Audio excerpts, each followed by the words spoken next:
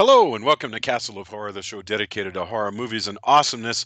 This week we continue our retrospective dedicated to the films of Bela Lugosi, this time with Lugosi's performance as a sadistic mad doctor in the 1935 Universal film The Raven.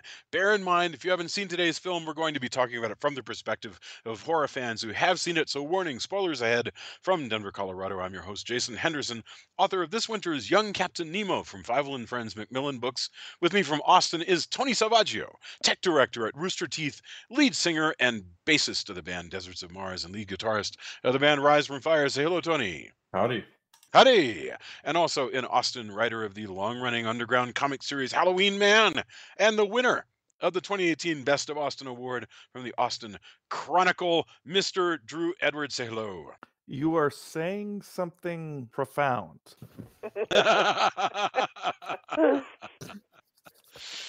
Yes, and finally, also in Denver, as always, color commentary from the one and only. I was literally hanging a sign with her name on it on a concrete wall today. Julia Guzman of Guzman Immigration of Denver. Say hello. Hello. Hello. That was fun, wasn't it?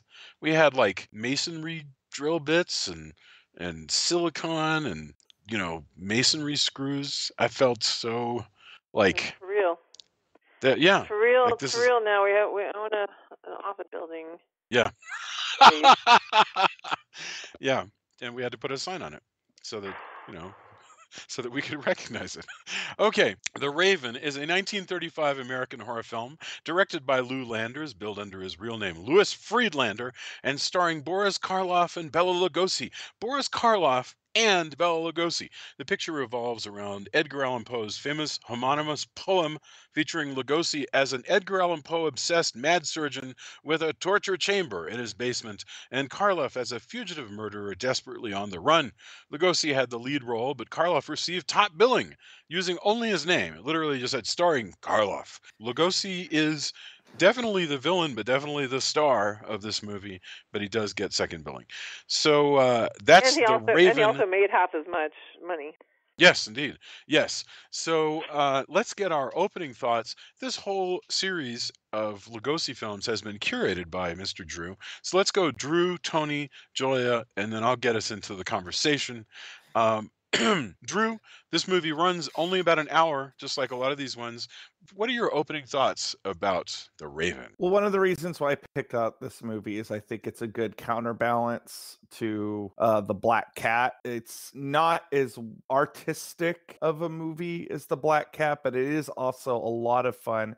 And I think it has a very, very, very strong and sinister, maybe his most sinister performance from Bela Lugosi, and also some really good stuff from Karloff. Even though Karloff didn't actually think much of this movie, he didn't actually even want to take the role in this, but I think he's actually still quite good, and I don't actually agree that this with his assessment of the finished product.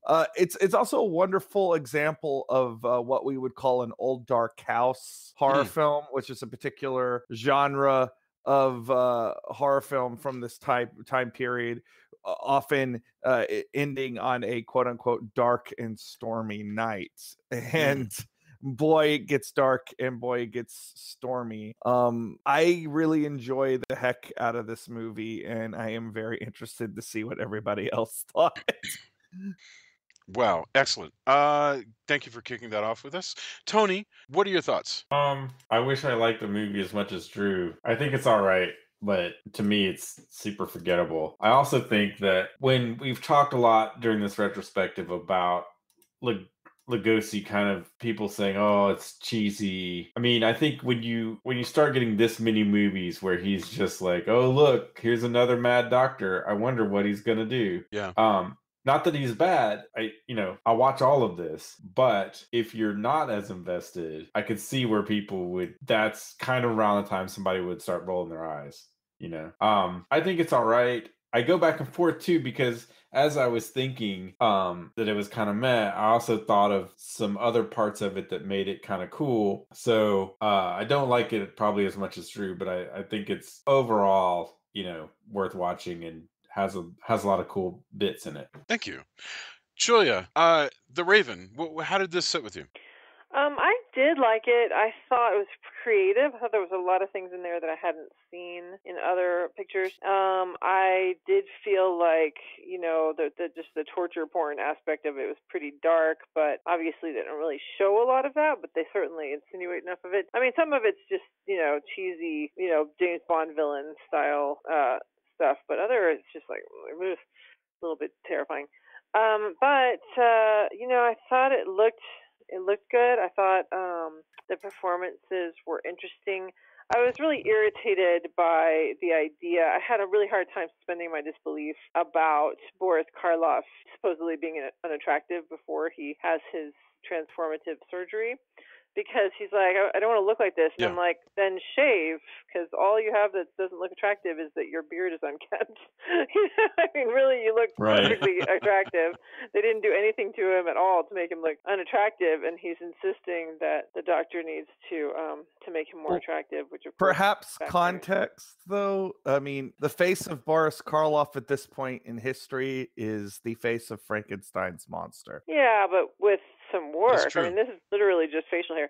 Anyway, that was the one thing that I just had a really hard time getting around. But it was interesting. I like the little silly cast of characters that are just there for really just the two in particular characters who are just kind of there for comic relief.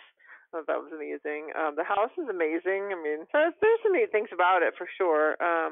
And yeah, I did. I felt like it was kind of creative. So to get into this movie, we actually begin in a way. This is very much has the beginning of a fairy tale. Somebody delivers themselves into the awareness of a monster completely by accident. We're going to get to an innovation that I thought that had been invented like in the 50s or 60s by Robert Bloch, but it's actually going on here, and that's the Poe fascination. But we start out with a woman who gets into a car accident, in a sort of harrowing, moment, or like she's driving too fast on a mountain road. She flips over her car, and she's going to need some very careful surgery to be nursed back to health. And because she has been injured, her father, who is a judge, rushes to see an expert surgeon, a brilliant saver of lives, now retired, named Dr. Vallon, and that is our Bela Lugosi. And what's interesting to me here is that if not for this, if not for Thatcher's insistence that this guy come out of his retirement to come and look at his daughter, none of the rest of the plot would happen. And these are those moments early on where you meet Bela Lugosi. Well, I mean, Vallon, Yeah, go ahead. he doesn't even want to do it. Right. Like he's like, Right. no, I'm not. He's like, please, oh please. So everything he's perfectly happy doing whatever weird torture stuff that he's going to be doing. His research, yes, that he's been doing unbeknownst to anyone else other than whoever he's probably captured and tortured. But and he's like, I just want to torture, and finally he's convinced. Well, okay, I'll come out of retirement and do real surgery on people who need me. Yeah. And that's And where he really does seem to be super into this whole torture thing. He's like, this is fun. I really enjoy it. I've recreated all these devices from. But we don't know that yet. I mean, No, so of course, far but- he's just. No, he tells that. He starts off when we first meet him. He's telling that one doctor, the other character. He's like, "Hey, I've got all these torture things that I recreated because I'm super into all the torture stuff." And the guy's like, "That's Guy's awesome." like, what a strange hobby. And he's like, to me, it is not a hobby. I know, More than that. Yeah. He's Yes. telling everyone. That's what's amazing. Is it like he's like, yeah, I got all this torture stuff, and he's telling random people. But when the judge, I mean, of course, the judge doesn't know, but the judge comes up. He's like, "Come out of retirement." He's, oh no, man, I'm really happy just doing torture things, and nobody seems to just want to let him be. And This guy obviously, and I mean, I guess he's apparently a genius, but he is a walking, talking God complex. Like, absolutely, everything He even about says it. He even says it at one point. She's like, "You're amazing. You're a musician. You're this brilliant doctor. You're like," he's like, "a god? Am I like a god? Is that what you're gonna say? A god?" Yes, Lines a only god, but Bela brought Lugosi could. low with emotion. Yeah. Lines Yes. only Bela Lugosi could probably pull off. Yeah. Right. One thing that we learn, and like I said, I thought that I had never known that this had been done before. Robert Bloch did a story called "The Man Who Collected Poe," and we actually saw a movie adaptation of "The Man Who Collected Poe" in one of the earliest episodes that we ever recorded, which was Torture Garden, a long time ago. And they did a whole story about that because you had these two gentlemen sort of at war with one another in collecting Poe memorabilia. But here it is, 1935, and it's the same thing. This guy is a Poe fanatic, and he has a stuffed bird, and presumably has a whole collection that he could sell to the museum. And I was kind of shocked by that because you know I was surprised that at this point Edgar Allan Poe is so much in the cultural awareness that you could have somebody who's a collector fanatic of him. Well, Jason, I mean, they were hinging even the previous movie that we did on Edgar Allan Poe. Obviously, Edgar Allan Poe had No, that's been true. popular for quite some time. Yes. No, I know. It's a really good point because he was an enormous star, right? He was very much a celebrity. He had a hard time with money, and copyright being what it was, he died destitute. But and he died back in 1849. It says so. It's just interesting to me that there's something very unique about Poe. Like somebody can have a big Poe collection, and nobody has you wouldn't necessarily see a story about somebody who has a big Shakespeare collection, for instance. Although you might see Conan Doyle, like a big Sherlock Holmesy kind of thing. I just find this is one of the first films that I'm aware of where a key plot element is a main character's pop culture fanaticism.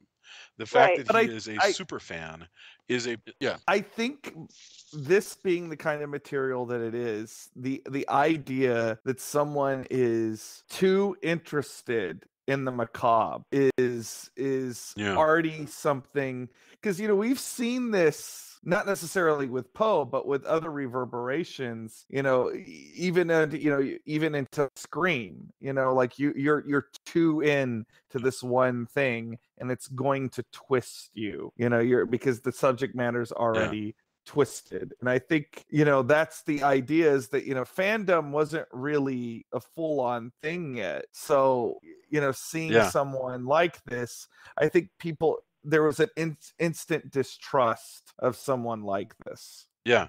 And there still is Yeah. in a lot of places. I mean, it's just just the bigger cities. But I mean, if you're in the country and you're super obsessed with anything that's dark, quote unquote, people aren't going to trust you. But I liked one of the things I was talking about when I said that it was pretty creative was the way they treat the Poe obsession. So, for example, the shadow work with the raven, stuffed raven that he's got, and the beautiful dance that the young girl does that he saves. After he saves her, she's so grateful that she does this whole Raven Poe dance and to the poem. And I was thinking, Yes. gosh, I'd really like to see a ballet that is done to an Edgar Allan Poe poem. That's a really cool idea. So there was a lot of stuff like that where it's just like, that That really is neat. amazing. And don't you love that mask she wears? So yeah, the girl once she Jean, once she is nursed back to life, she becomes we first see before we've completely internalized that she's already engaged and all this stuff. She's just hanging out at the surgeon's house, at Vaughn's house, listening to him play his piano and Flirting with him and calling him calling him a god. godlike. And then what I love, and I think so many women watching this probably would see this.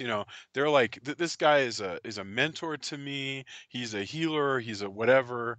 And she's like, I think you're just the greatest. You're like a god. And so he's like, well, great, baby, give me some So, sugar. And then she's like, gotta go. And don't forget to have a fiance and and your I hired hand. love that. you hired my fiance to work for you, and he's like, yeah, I did that because to give him something because he was gonna need it because he's about to lose something else, and I'm like, dude, that's pretty ominous. You need That's to like take that that's seriously. also insane because like Yeah. I'm gonna steal Yes. your girl, I'm and gonna then you're steal your and then you're girlfriend. gonna come work, and then you're come work for me, and Well, again, Yeah. he's a god, so this is classic narcissistic personality. Yeah, totally. Hey, so Yes. I'm gonna hire you. Yeah. Watch what I do. You see the part where I'm stealing your girl? I'm doing it in front of your face, and I'm your boss. How's that feel? Like that. That you is shouldn't feel bad. the You shouldn't feel narcissist. bad because I did give you that job to cushion the blow of how. Yeah, man. I mean, you're still getting paid, right? and you get to work for a god. Yeah, I mean, you're working for Exactly. me. What could be wrong? I'm Lugosi. Look at this. Look at this. I saved her. I'm gonna steal her from you. You're still gonna get paid. I'm your boss. And I'm just gonna, I'm just, whoa. I, what, I, Drew? I have to say, up to this point. Oh, go ahead, Drew. Yeah. I have the part that you're talking about. You know, you're talking about Julia was talking about the aesthetics in this movie. I love the robe that Lugosi has on while he's just sitting there playing the pipe organ. Like, Yeah. Oh yeah. it just like why does he have to be so cool? It's like he's completely evil and an awful person, but my God, he is cool. I mean, Super cool. he would be a great James Bond villain. Like, you brought that up. Like, he does have a kind of a Bond villain vibe to him. Oh, Like, absolutely. Yeah. Yeah. The megalomania, the sort of well, and there's an interesting thing that he says. So he really has gotten to love this girl, and he has a theory that he reveals in various places, which I find fascinating. And it is a bullshit theory, but nevertheless, I can see yourself being crippled by convincing yourself of it. And it goes like this: some men are geniuses, they are gods on earth, and we are lucky to have them with us. But into their lives come distractions, and those distractions are things like beautiful girls or whatever it is, and they make you crazy because a genius loves like no other, and so suddenly they can think of nothing but this object of their fascination, and the only way and it ruins them for their ability to make art. This is I mean, just think about this for a second. Like, But we all if, got if what he the can if he can get rid of the distraction, he'll be the most sane man on the planet. right. He says, Spoken like I a am true mad. narcissist. Like, Yes, right. that is It's you. It's right. everything. Yeah. Yeah. And just think about the writer sitting in his bungalow in the 1930s, tapping that out, going, "What do I want this bad guy's thing to be? Oh, I know. It'll be a villain speech about how geniuses would be even more genius if only women didn't come around distracting them." And I think you could probably make it about anything like demon rum or heroin, whatever. And it is just fascinating to me. So he has decided, I want her and I will have her. In the words of John Wayne playing Genghis Khan, she is for me and I will have her. He's gonna have this girl who is probably a third of his age, and the judge comes over and says, "Hey, I saw that you kind of are into my daughter. I'm glad Actually, you no. saved He her says, "I life." saw that my daughter seems to be kind of into you," and then Well, he's yeah, like, but I think "Well, he's I'm into her lying, right? too." That's Huh? that's not true at all, Well, right? yeah, No, he goes, he- she seems to be infatuated with you, and so maybe you need to watch out with that. And he's like, yeah, well, I'm not going to watch out with that because I'm in love with her too. And he's like, oh, in that case, really, seriously, I'm worried about this. Yeah. Get a hold of yourself. What the hell's the matter with you? Yeah, exactly. Exactly. Imagine if one of my 47-year-old friends, if I was like, "Listen, I just realized that my 17-year-old has kind of a crush on you. I know that's crazy." And he's like, "Well, I don't know. I'm kind of into that." Like, what the hell are you Yeah. saying? Whoa. That takes it into a whole different. Yeah, and the judge, because he's also part of it is he is confronting, is like, because he approaches it in, look, you're an older guy. I'm gonna have some respect, and I'm gonna look at this as maybe I'm reading this wrong. Maybe you're not into her. but she's into Yeah. you. Yeah. Like, because he Well, kind of hedges it. He says, Right. I've seen something really disturbing, and because he's seen the way what Lugosi's doing, and just is trying to go, okay, let's not that. But then Lugosi just doubles down. Like, oh well, A, that's true. Like, I mean, how could she not be into me? And B, I am gonna go ham on this. This is me. Like, yeah, you can be against this, but that's not going to stop what I'm going to do. So, take that however you There's want. something. Think about this for a second, Tony. I was, you were just talking about this. So there's this lustfulness to Lugosi here, Drew. I know that you're well aware of all of these stories of the rivalries between Karloff and Lugosi, and all of the many things that brought Lugosi up short. So that Karloff was definitely in a winning position for the rest of their lives. But one thing I find very fascinating, at least in this movie, is that Lugosi is way more sensual, way more sexy than Karloff. And in fact, I'm sure that lots of people found Karloff extremely exciting and enticing, but you don't ever read of like women swooning at Karloff. There's something very special and erotic about Bela Lugosi, and it's on display here. Even though Lugosi is not a young person at all, but the judge is clearly completely put off by the kind of gross eroticism of this doctor. Well, I don't know. I the, don't know the if that's the question. I was gonna hold off on talking about this until we got more into the Karloff character, but one of the things I will say about this movie is you do really, even though this character is not Dracula per se, you do have Lugosi playing something more akin to what I think Stoker actually intended for Dracula, which is the sort of older man intruding his affections on younger women and mesmerizing them. And I've always thought that this movie was about the closest thing we ever got to a proper Dracula versus Frankenstein movie in a way, because you have Lugosi and Karloff playing pretty close to those characters, just sort of once removed. And I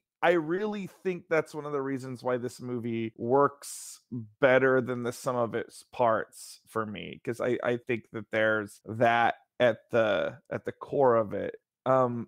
Lugosi was over 50 at the point of this movie, but he's a good-looking older man. It has to be said. He looks quite a bit younger than a lot of the older gentlemen in this movie. But I don't know why that people were not attractive to. Maybe did not find Karloff as attractive, but he didn't really get to play these kinds of parts. He played, even in the last movie you saw, Karloff looks far more flamboyant in his makeup than what Lugosi had. Lugosi, outside of Igor and a few other parts, didn't really wear a lot of makeup in his horror roles, and I think that's why he got to be the more sensual villain, and maybe got that rep. But it's also he came into horror through Dracula, which is an inherently a sexual part, whereas Karloff is Frankenstein's monster, which is far more anchored into empathy. I mean, who knows? I mean, I've never really talked to any of my female or gay friends and asked if they thought Boris Karloff was attractive. I've never really even, I'm ashamed. I think to say objectively, Karloff is certainly attractive.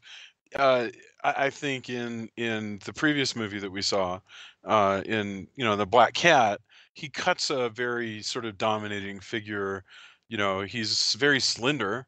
And well, in this movie, he's more got kind of a Perry Mason thing going, in my opinion. Like, I feel like he looks like Raymond Burr, so attractive but not sexy, not hot, but just definitely not unattractive, especially not unattractive enough to warrant that he feels like he desperately needs plastic surgery. He needs plastic surgery because he's on the run. He escaped from prison. Okay. Yeah. Oh, that's what it is. You don't think it's that he thinks he's ugly? It's that he needs Well, to have a different. it's partly that. It's different- partly that, but because the main reason. I mean, that's the whole reason why he has the beard is he's trying not to be noticed from the police. Because I mean, Lugosi even says he shot his way out of San Quentin. Okay, I missed that somehow. Yeah. Okay, that makes more sense. Yeah. Oh, that helps me a lot because I was really Right. bothered by the whole thing. All right. Well, Glad but to you're, be you're of right help. that it gets muddled together with Karloff also says, but make me pretty because I'm ugly and I've always felt as though my ugliness caused me to do bad things because people expect ugliness from ugly people. Look, that's a nutso idea, but it's a novel idea. I mean, it's Well, very interesting that I love Lugosi's reaction to that. The whole thing of you're saying something profound. An ugly face and I'm paraphrasing, mind you, but an ugly face will right. create hateful energy from within. And I think there's that, first of all, there's that God complex again, because Lugosi's going to recreate this guy to basically be his hands, someone to do the dirtier work and so he doesn't have to sully his own hands with murdering people. His brain, but your body, sort of thing. I've always thought that was a great dynamic, and people imagine, however real or not real it was, a rivalry between Lugosi and Karloff. It definitely plays very well into this movie while you're watching it. Very much so. Very much so. It feels pretty real to me, the rivalry, because just based on the way the roles worked, maybe they weren't fighting all the time, but certainly the Lugosi lost a lot of roles that he might have otherwise gotten if Karloff didn't exist. There's also the fact that things were just going poorly for Lugosi. I don't really. Yeah. I mean, this is just a couple of years after Dracula, and already the studio has much more faith in Karloff as a performer. They're paying him more money. And Lugosi, as one guy in a documentary we were watching said, it could be the studio just knew that it could out negotiate Lugosi because Lugosi had already run into money problems, so that he had lost his house. He was living in an apartment. The studio knew that he was in trouble, and so they could kind of leverage him to work for less money. But I don't know. It's all very circular because they may have just lost faith in him. As far as this movie, the filming of this movie goes, most of the rivalry stuff was publicity that the studio was creating because it was good press. But Karloff and Lugosi were actually working together to get people signed up for the Screen Actors Guild, which was a relatively new thing on the set of this movie. I like I said when we were recording The Black Cat, I have no doubt that there was probably some regret on Lugosi's part as far as not taking Frankenstein, but even his own son Bela Lugosi Jr. has been quoted as saying, if Bela Lugosi had any real problems with Karloff, he didn't really say that very much around his family. He only said nice things about Karloff around his family. And again, all this stuff was so long ago, who really knows? There's certainly probably several sides of things, but as far as at this point in history, most of the supposed rivalry was really, most of that was fabricated by the studio because it made for good press. And I think it's important to in the 30s, yes, Karloff was more successful and he was starting to eclipse Bela Lugosi, and he definitely had more money, but they were still both relatively popular stars at this point in time. Yes. It really wasn't until into the 40s and 50s that Lugosi really started to hit on Hard Times. Yeah. So I think when we're contextualizing that discussion, I think that's important to take into account before we get too far away from the discussion of the Karloff character in this movie, though. Yes. I talked about, the with Mr. Freeze, how the last movie makes me think of Mr. Freeze. I wanted to kind of follow up on that. This movie always, I don't know precisely when Two-Face first showed up in Batman comics, but this movie always makes me think of Two-Face, the way Boris Karloff looks in this movie, especially once they put him in a suit and he's got a gun that he's firing wildly, and I think that I have to think, even if it was subconsciously, when they were coming up with Two-Face years later, I have to think that this might have been a thought in the back of their mind on that. 1942, by the way, according to a quick search, Wikipedia. Well, it just occurred to me as I was saying this, Batman didn't show up until 1939, so of course this movie was years before that. But we know that Finger and Kane thought about the movies a lot, because they certainly had Conrad Veidt in mind when they thought about the Joker. It wouldn't surprise me at all if they were just searching around and thinking of concepts, especially the way that his mouth. Well, you know what? But before we describe his face, how does he get here? So this robber comes into the life of Lugosi and says, I'm on the run. I need a new face. Also, I'd like to be handsome so that I don't do bad things. Lugosi double crosses him once he hears the ugly face makes you do bad things theory, and says, I'll make you super ugly. I'll make you a monster. And then you will be willing to do my bidding, and I'll also blackmail you. So the face he gives him is indeed very Two-Facey. The one half of his face is completely normal Boris Karloff, and the other half, his mouth droops, his eye droops. Actually, most of it seems to be about the drooping. The eye's super weird. It's a false eye. It's so you have this effect of somebody whose face is kind of melting, and it's actually a more subtle makeup than it certainly could have been. It's troubling, but it's not nearly as bad as it could be. And this is Jack Pierce, by the way. Which is remarkable, because it means that for every day that they would film this, he would have had to rebuild this makeup, which I just find fascinating. So yes, and it is very, very Two-Facey.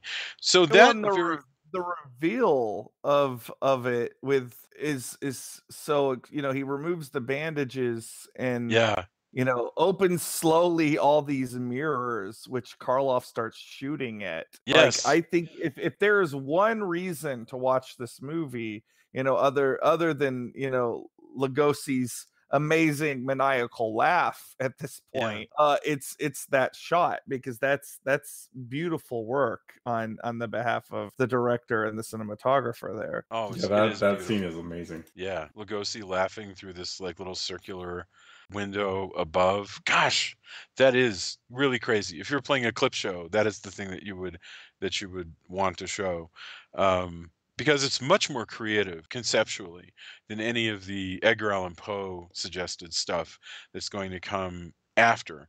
But very quickly, what ends up where all of this is going is to the old dark house concept that in other movies would take up the entire film. Now, Drew, you say this is an old dark house setup. What do you mean by that? What are all the elements that are being called to mind when you say something like that? What's going on here, and why is that an old dark house concept? Well, an old dark house movie. First of all, I mean, you have to go back to the original one of these movies, which is a film called The Old Dark House, which is a James Whale movie, and if you haven't seen it, it also has Boris Karloff in it, and it's awesome, and you should check it out. But the idea of what an old dark house movie is a group of people are stuck in an old dark house or a mansion or wherever, and it's a dark and stormy night, and they have to stay overnight because there's a will reading, or in this case there's a party or whatever, and somebody's a murderer, or there's ghosts, or there's a mad scientist, or a gorilla, or 1,000 variations on this. In this case, you have a mad scientist and his deformed servant, and it's not a perfect old dark house movie because, like as you said, the whole movie is not centered on that, but it's a pretty good example of the form as far as the latter half of the film goes. Yeah. Oh, I agree. Right down to there's the funny couple, and there's there's the young beautiful couple, the ingenue of which Lugosi's in love with. There's the funny couple, and there's the judge. See, Bela Lugosi has called a big dinner party, a weekend party, really. All these rich people are going to come and play games. He's got a game in his parlor, which I think is awesome. It's a horse racing game. That's cool. And, they're going to have dinner, and then they're all going to sleep. And his house has like 15 rooms. So, it's going to be quite comfortable for everyone, but it's storming outside. And in the middle of the night, what he plans to do. Actually, I'm not completely clear if from the beginning he intends to murder the girl to get rid of his own madness, or if he intends to murder the husband and run off with the girl. It becomes clear eventually he intends to murder her. Julia, did you have a thought about which way this is supposed to go? Well, I mean, yeah, at first I assumed it was that he wanted to kill the fiance or the boyfriend or whatever so that he could have her. And the thing is, there's all this business. This is one of the things I was thinking was super creative. There's all this business about which room who is going to sleep in. And so the fiance says, well, if you're nervous about this guy, that he's kind of got the hots for you and whatever, maybe we should switch rooms. That way if he comes to you in the middle of the night, he'll come to me instead. So I'm thinking, well, that means they're going to accidentally grab her because they're running to grab him. And so what I thought was really creative was that the room, just like in a Haunted Mansion at Disney World, the room she's in is an elevator, which I thought was awesome. So Yes. So at one point, they've got like trap doors, and then there just so happens to be a tree that falls through her window and all this. So they're kind of a lot of going back and forth between the rooms because of the tree and because of the trapdoor guy, and then she ends up in a room that is an elevator. But eventually, he ends up grabbing them all anyway, so it doesn't really matter because he wants to grab all three of them, the father, the judge, and the young couple. And so he gets them all, and I think that he does decide that he wants to kill her, but I'm not sure if that's the plan from the beginning. I don't know. It might not be clear, and it probably doesn't matter. But all of this is headed toward. Oh, first of all, just a quick note. I find it fascinating that this couple has come to this party because it sounds fun to them, even though they know that the old man is in love with her, and I could see being kind of cute if you're a And the little. judge is opposed to the whole idea. If you're slightly stupid, I can see that being kind of cute. Where you're like, oh well, he has a crush on you. He, no, but and the judge is like, she doesn't tell her fiance that he has a crush on her until they're on their way there. It's like, you should oh. probably know that he kind of likes me. He's like, what? Oh, No, that's true. that's so good. I'd completely forgotten about that. The judge is like, I don't trust this guy, and they're like, oh, he's just a harmless man. And he's like, no, I think he's crazy. And they're like, well, then why don't we switch rooms instead of? I'm sorry. Look, guys, if the four of us like were staying overnight at a big castle, and we're like, boy, No. Whatever you're about to say, the answer is no, you wouldn't. Because, look, he hasn't yet done anything to make them really fear him. He's just creepy. And it's a really, really stormy night, so much so the trees are falling over and crashing into the house. So it's basically a hurricane. So, no, that's I true. mean, as long as he hasn't actually done anything, they're not going to take off. They're just kind of like, they've just got the heebie-jeebies a little bit, but they're not actually going to leave. It's only when he's actually grabbed the judge and put him on this torture rack where he's got this pendulum axe above his body that now we're in serious peril, and by then, of course, it's too late to go. That's a valiant. Okay, that's a valiant defense of you wouldn't actually leave. Okay, so Well, I don't know about yes. leaving. You. You might all hold up in the same room though. Yeah, that's something, true. I Something would smart do that, like that. sure. But Right. Jason especially wouldn't leave. He'd be like, no, that's silly. We're here. We're in a castle. It's awesome. Let's just stay. Right. I might want to leave. This is true. Yeah. This is also the part of the film where you finally see the Poe stuff, because he winds up bringing the guests down to the I don't remember how we all wind up here, but basically the judge is kidnapped and put on the rack that we've demonstrated earlier, which has a literal lowering pendulum. And this is the most terrifying and disturbing part of the whole movie. This pendulum, I know it's exactly as Poe described it. It is a crescent-shaped blade that is lowering itself at a rate of it'll take 15 minutes to reach your chest. And Which then I did not realize that was a Poe thing when I've seen it in similar things in, like I said, the James Bond movies. Because that really, I didn't know that was a Poe thing. I thought that was just yeah. an invention of the Yep, Bond. the pits and the pendulum. Yeah, and just think about how awful that is. Because first of all, you have the 15 minutes of staring at this thing, and then it'll take a while to actually kill you once it starts cutting you.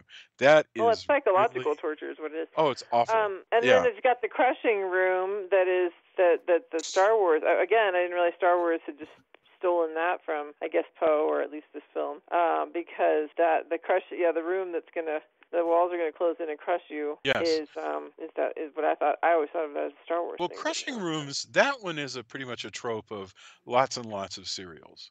But when did it start? Oh, I have no. Well, probably with Poe, but because I could swear that like Captain America faced a crushing room, and I'm pretty sure that Captain Marvel did too.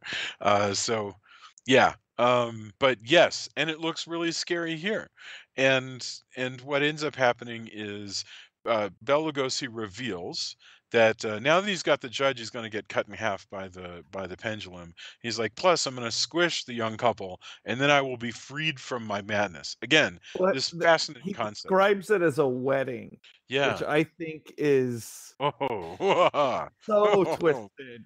super. Oh, God bless. Yeah.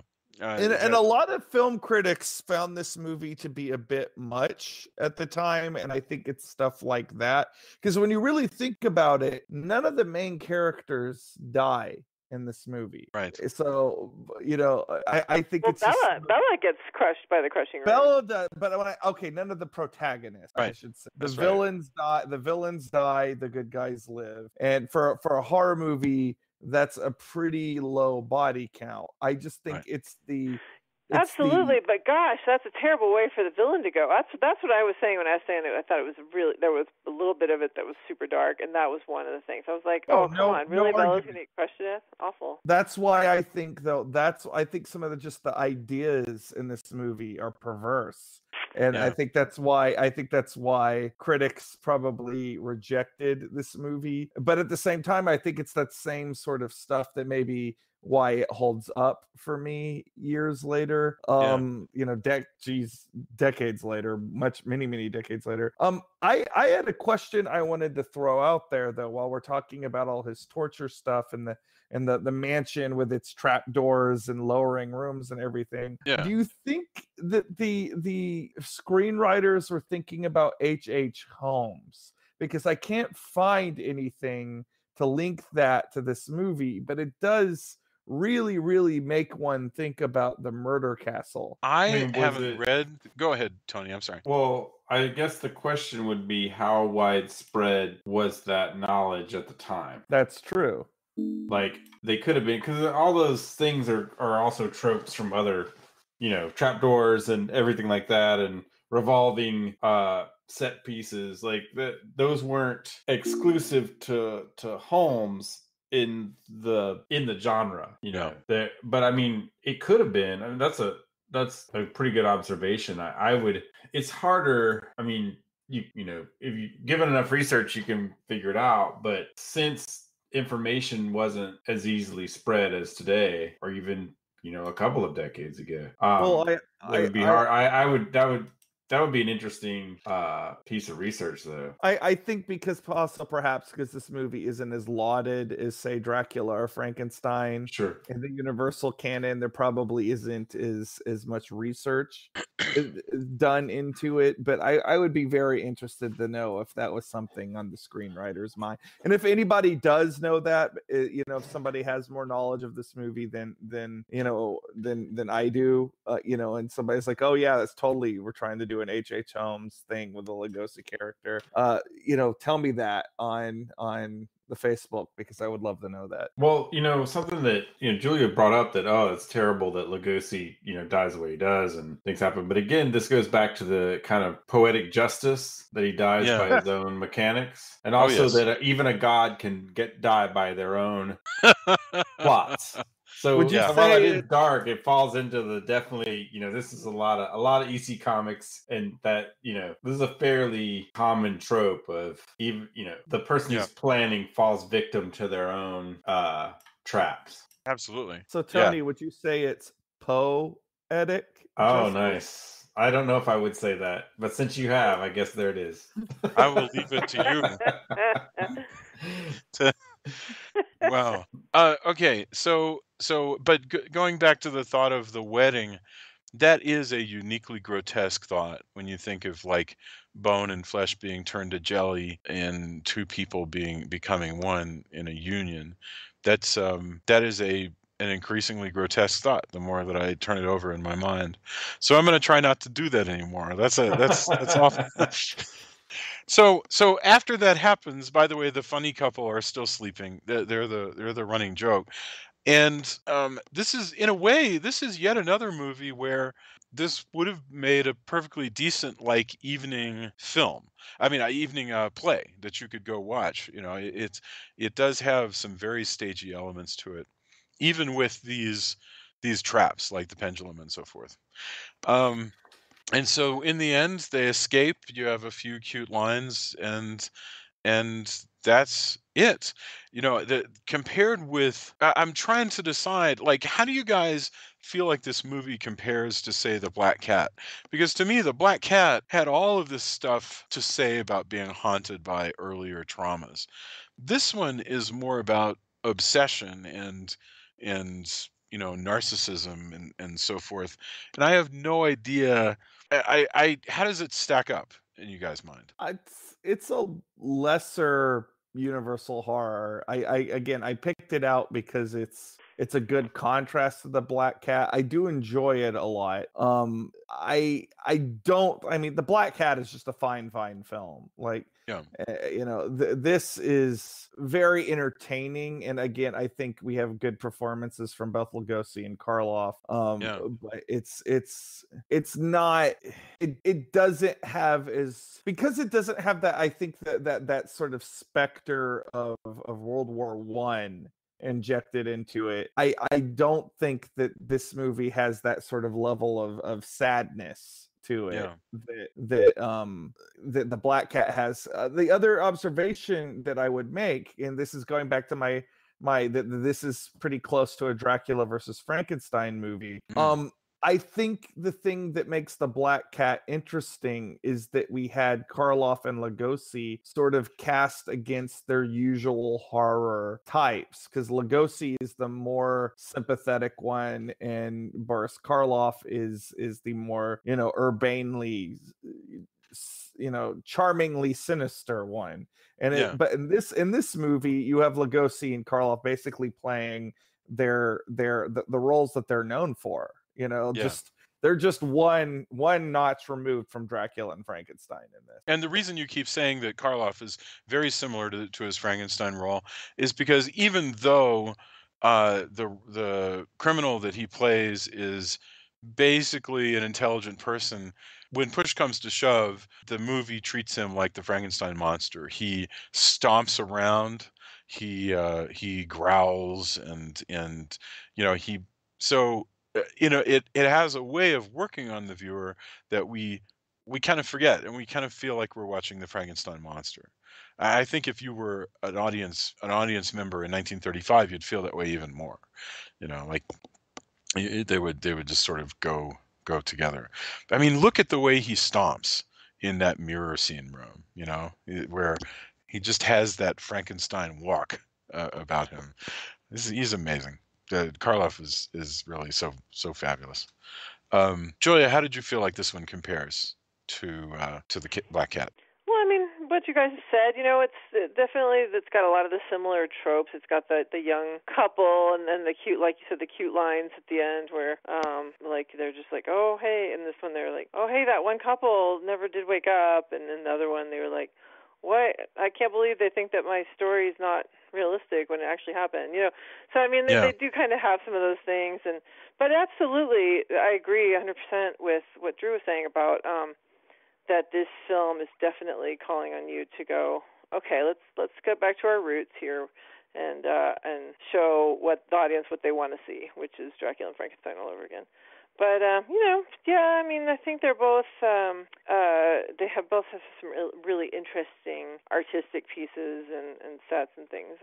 So I don't know. I don't know. I can't say which one I like better per se. It's really hard for me because Yeah. I loved all of the seriousness of the Black Cat, but I really enjoy the scary, obsessive character that Lugosi is doing here. And these movies are only an hour long, so I think you can kind of think of them as just sort of bookends to one another. So yeah. So let's get our final thoughts.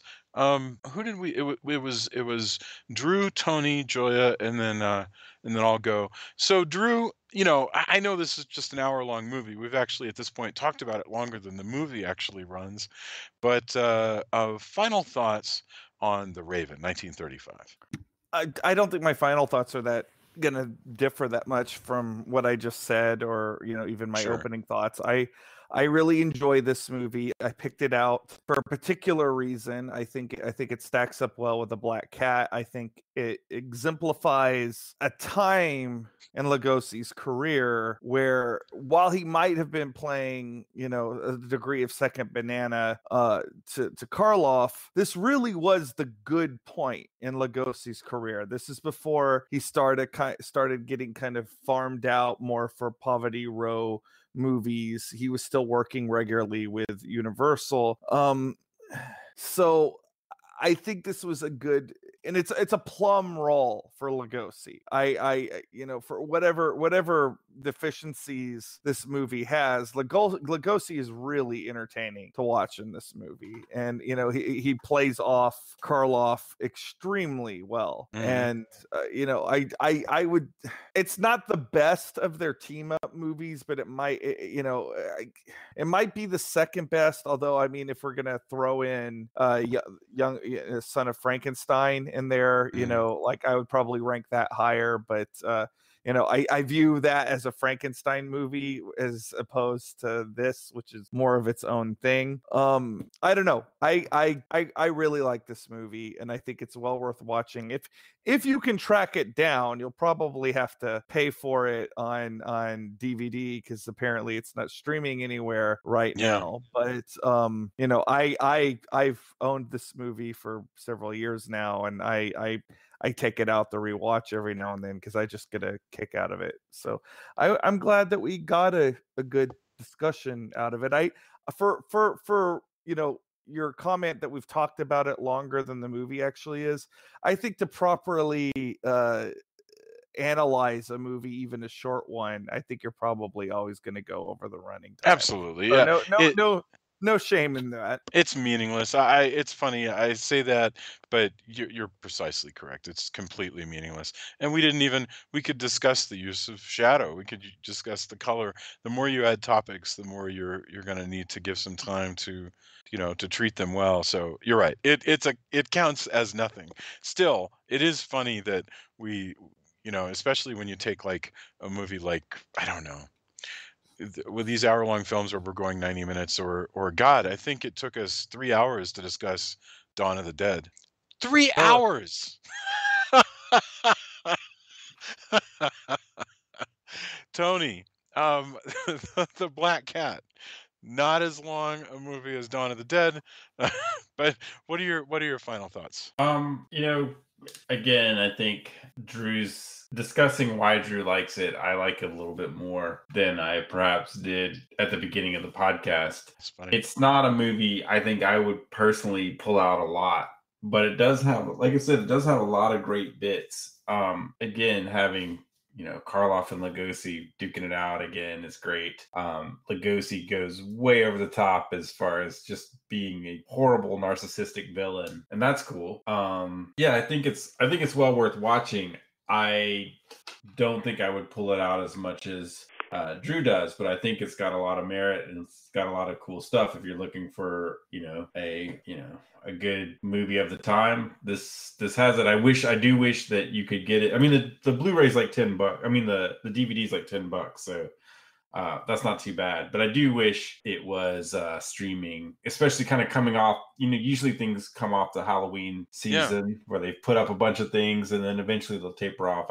I wish if it was up, that a lot of that stuff held at least through the holidays, so you could kind of do the British horror movie ghost Christmas tales kind of thing if you wanted to. Absolutely. Yeah. No, an excellent Christmas wish. Julia, what are your final thoughts about The Raven? Well, I was just thinking that because I haven't been into these older films like you guys have, I constantly find myself going, wow, so this thing that I thought, like I said, about the Star Wars or the or the Haunted Mansion, this thing that I thought was new, like a new idea when this other thing was made, is even even in this picture or in the story that it comes from. And I wonder how much more of that I'm gonna encounter as we continue to do these classic films, because I really was like blown away that they have this elevator room. That's so cool. Or the garbage compactor room, basically. I don't know. So that's where, Tony had said it's forgettable. To me, those are the things I'll remember. I won't remember the plot. I'll be like, what was the deal with the scientist? Like, why was he torturing? And I still, actually, as I'm saying it, I have no idea why he tortures people. He seems to just like it. But, so that's not, unlike some of the films we've talked about where, the motivations, the characters are so interesting. And you're just like, wow, this is really a great metaphor for addiction. It's a great metaphor for whatever. In this case, it's like, no, this guy's just a psychopath, and that's, those are a dime a dozen in film. So, but there's some neat things that I'm going to be, I'm going to probably remember and be like, okay, that was that one. I don't know that I'll remember the name of it, but I'll be like, that. I might not remember that it was the Edgar Allan Poe movie, even. I just might be like, what was that film that had the cool, this thing? And then you'll be like, the Raven. I'll be like, oh yeah, I had the Raven dance that was also really, really neat. I mean, again, and that's another thing. That was really cool. The Black Swan. I'm like, oh, the Black Swan, not really that creative when you look at this. It's not. I mean, of course, it was creative as a concept for the whole film, I guess. But the dance itself, is just kind of borrowing from this a little bit. So, I think there were some neat things that way. And I'm really sad to hear that. Because I've been learning as we've been doing this retrospective more about Bela Lugosi's sort of decline and his committing himself to a mental hospital for a while, and all those things just make me sad. But I'm glad that his art lives on. Yeah, no, that's well said. I feel the same way. We're watching our way through this man's career, and at the same, and there's so much to recommend it. And off screen, we know that things are not falling apart yet, but are soon gonna fall apart. And he was under so much pressure, and he apparently also had very bad back pain, just horrible back pain that would continue to plague him and would later contribute to his abuse of painkillers, which he then would seek treatment about. All of this is just awful, and but the funny thing is, now that a man's been dead for not 100 years, but getting close to that, you all of that sort of starts to burn out, and all you're left with is the art. And this is pretty amazing. I mean, there's something very special about Bela Lugosi, and you see that on display here. So let us get our endorsements. I'm dying to know what you guys are recommending, and I think this is the last time we'll be together before the holidays. So we may take a few weeks to recoup. So let's get endorsements, and if you want, you can. Well, yeah, think of this as what you recommend, or at least what you're going to be doing over the holidays. And if you want to say something nice to our listeners, I recommend it. Drew, what do you got? Do you have anything to recommend? Well, this was kind of a busy week for me, but I was able, through the magic of Comixology, I was able to read some comics on my phone when I was laid up on my back, and they were it's a comic book series called Claws, which comes out December of every year. It's by Grant Morrison is the writer, Dan Mora is the artist. Boom Studios puts it out, and it is essentially Grant Morrison doing so basically what Stan Lee and Jack Kirby did with Norse mythology, and taking all this Norse mythology and using it to create a superhero version of the Norse god Thor. Grant Morrison has done that with Santa Claus mythology, like obscure, well-known, all that stuff is in this for the like craziest, funkiest, at times spookiest version of Santa Claus mythology you'll ever come across. I'm kind of actually astounded that Hollywood hasn't optioned this for a movie already. And it's got everything that you would want. Like, it does everything a Santa Claus story you would want from it. There's delivery of toys. There's a sleigh, although it is drawn by dire wolves instead of reindeer. And he fights the Krampus. He fights the Krampus at the end of the first story arc. There's even an explanation as to why lumps of coal is given to bad kids. And so it's very, very, very high concept, and it's also very odd the way we expect Grant Morrison's writing to kind of go off the rails in the way it does. But I highly recommend it. And apparently there's a new one coming out this Wednesday called the Curse of the Crying Snowman, which I'm looking forward to. But the first three one shots are all on Comixology, pretty cheap right now.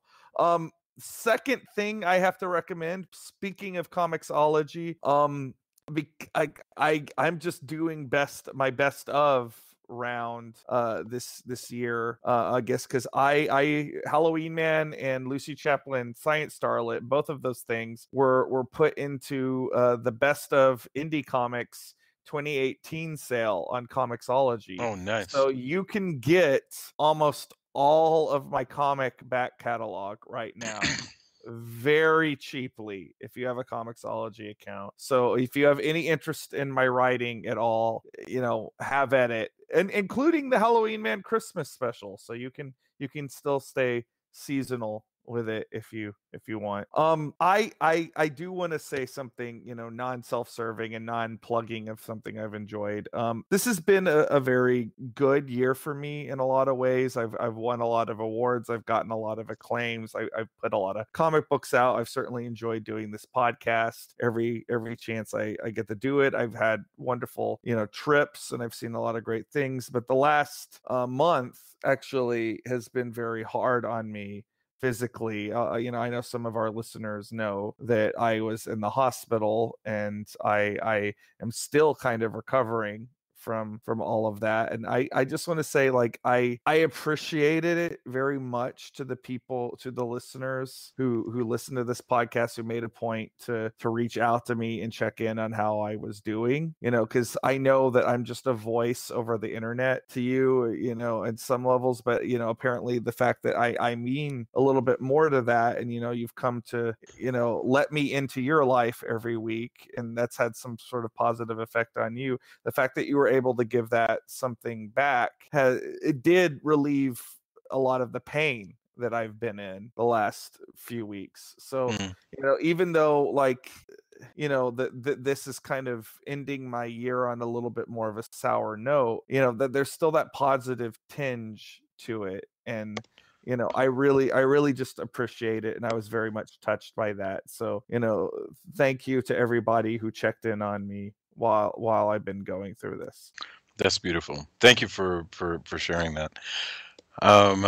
Wow, from that, and that was really sublime. But Tony, you don't have to be that sublime. I'm just dying to know what you'd want to recommend. But you can be sublime too. Well, it's fine. You can take it wherever you want to go. On the Amazon tip, the Bloodthirsty trilogy. I posted already on Facebook on our page. Is now on Prime. If you have that service, that's pretty awesome. Like, see some Toho horror. I'm trying to think. This week has been really busy as well.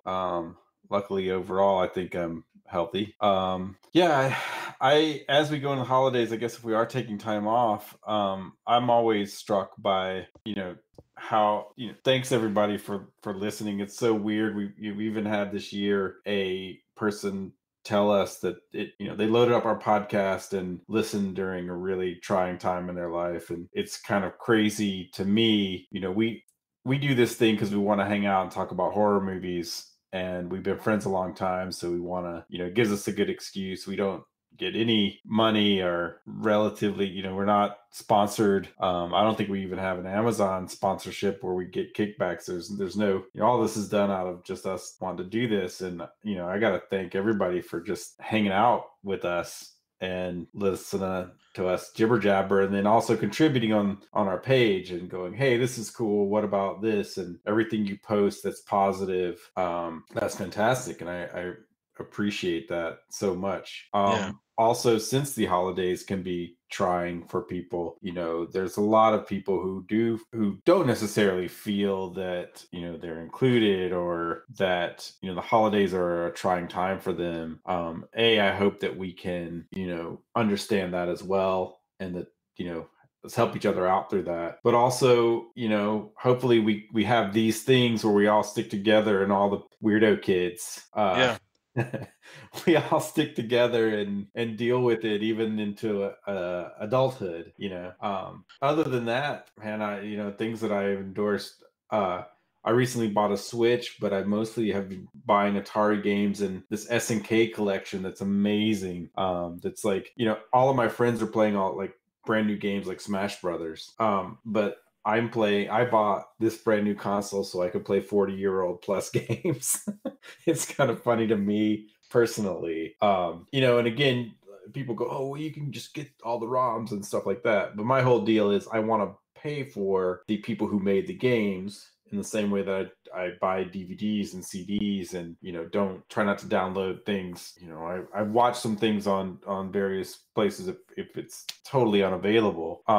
But if there's a copy to be bought or rented, I think it's important to get that. So I've mainly been playing really old games. I also, if you're looking for something for the holidays, Rain and I have been playing this game Overcooked. Actually, Overcooked 2, which just released a holiday-themed pack. And this is a game, however, I think couples, before they decide to get married or common law married, or in any kind of we're gonna go into a long-term relationship, I really think maybe they should play Overcooked all the way through. And that to me, if you can communicate enough to get 3 stars, and if you get 3 stars on everything, 4 stars now that they've added this, I think perhaps there should be an extra thing. You go to a restaurant for date night, there should be like a table, because these are the the people who can make it through that, the couples who can make it through that, deserve like a special table. Like, oh yeah, you guys, Overcooked 3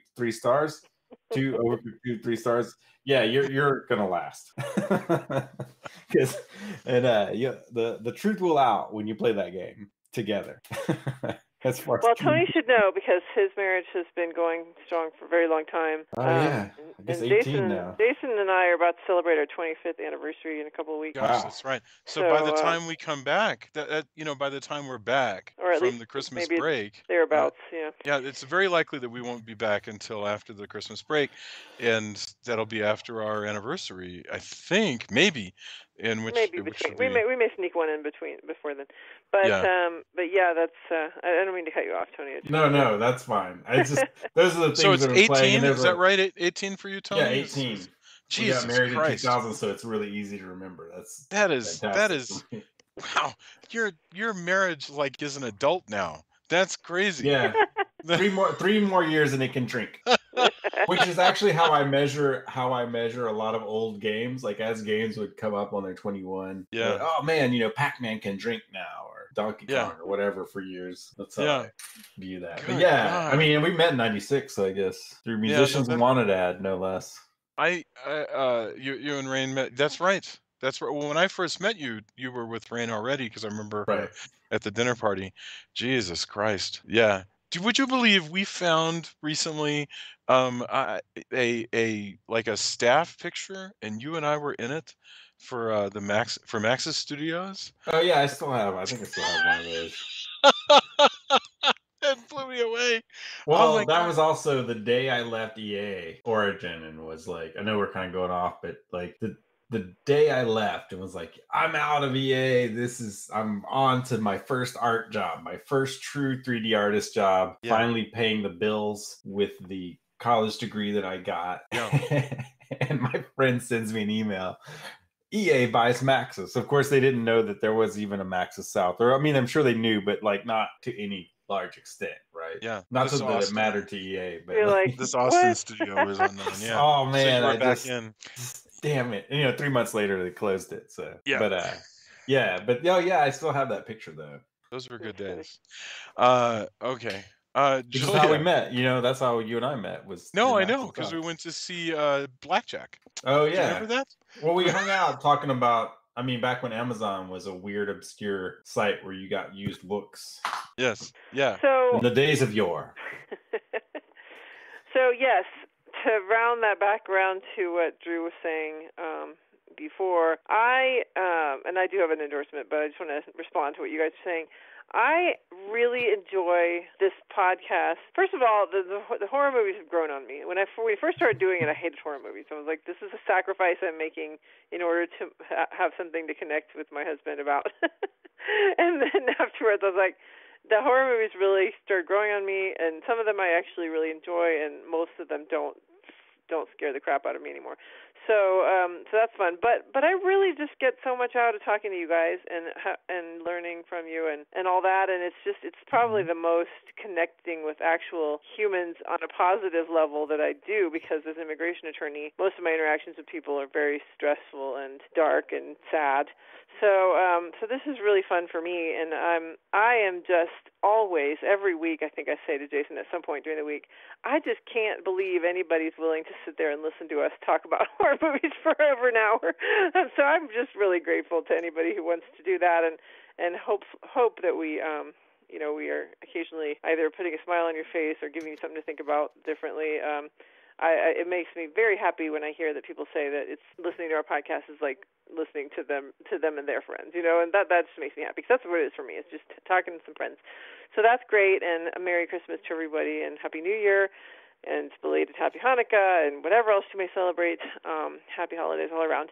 I do have one endorsement real quick, and that is I suddenly decided this weekend to binge watch, because I was kind of out of TV. I was like, oh no, I have enough TV to watch.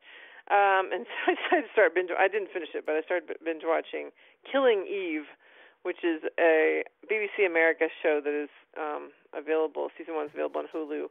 And I knew I wanted to watch it, because I guess whenever we watch Doctor Who or whatever we were watching, I kept seeing these ads, and the music is fantastic, and it just looked really interesting, and it's got Sandra Oh, whom I just adore.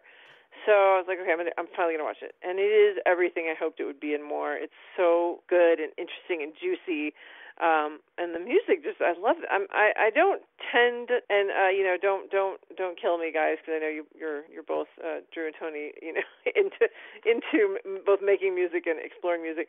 I have gotten very bad about being exposed to new music at all. I'm just kind of, if I'm going to listen to music, it's going to be comfort food music from my younger years. But I really want to find out who these artists are that do the music for that show, because really, really good. And I love the performances. The bad guy character is crazy and odd and really interesting. And of course, Sandra Oh does not disappoint. So that's my endorsement. And again, happy holidays to everyone. Thank you. That was wonderful and heartfelt. What I would mention. So first of all, I was just now looking back in the first year that we did this show. Our Christmas show was Gremlins? Can you? I just heard somebody walking towards me. Are you guys? No, I hear you. Okay, I'm gonna cut Was this it because Gremlins? it was Gremlins. Yeah, the first year we did Gremlins, and I can't believe that was 2011. That was Christmas of 2011. So what is that? 7 years ago. That's astonishing to me. Um, that was our first year because we got started in June of 2011. Anyway, what would I recommend? The thing that we were talking about before the show, I think this is my recommendation, even though I actually watched it several weeks ago now. Drew discovered this and immediately recommended it to me. On Amazon Prime, there is a 1973 film called Blood. It has nothing to do with any good film or property called Blood you've ever heard before. It is awful. It is about a werewolf who calls himself Lawrence Talbot, not making that up, who is living with the daughter of Dracula and trying to find a cure for her various ailments. And there's monsters, but it's very, very cheap, and it appears to have been filmed entirely in like somebody's house, nice house, but just their house in San Francisco in 1973. And here's what's cool about this. This is not a good movie, but I watched this movie. I enjoyed that. I couldn't believe I was seeing it. It felt really as though something had been just magically transported from somebody's camera in 1973 and somehow made it to my television in 2018, and that was amazing. But then the most wondrous thing happened. Because we watched it on Amazon Prime, Prime immediately goes, "Oh, I know what you're into." And so now they're recommending all kinds of crazy 1960s and early 1970s low budget crap that I love. I just get to spend all like just recently I watched a witch movie, the title of which is escaping me right now, that was filmed at SMU in the late 60s. How cool is that? You know, and these are things that I would never ever ever have discovered if not for the weird algorithm that drives Amazon Prime. I highly recommend finding some weird, obscure thing, putting it in your queue and watching it, and then letting Amazon pull the roulette, like pull the handle on the slot machine, spin the roulette wheel, whatever you want to call it. And, it just spits out. I was telling, Jason, my feed was full of just random, and I didn't even watch a pirate movie to have this happen. I don't know if I watched a Sinbad, I don't know what I watched, but all of a sudden, all these like pirate movies from the 40s and 50s came up, and I added a ton of my queue. And then of course, since I beat it to death, but kung fu movies, every time I pick one and watch it, all of a sudden it's full of martial arts movies of all flavors, and that pleases me to no end. Especially since Netflix doesn't really do that anymore. Prime is definitely, for all of Amazon's faults, the Prime streaming part of it is pretty amazing if you're a film lover. The fact that something like Blood is on Amazon is kind of astounding to me, because we were talking about this before we started recording. It's basically someone filmed their Universal Monsters film fan fiction. We will be back after the holidays with more.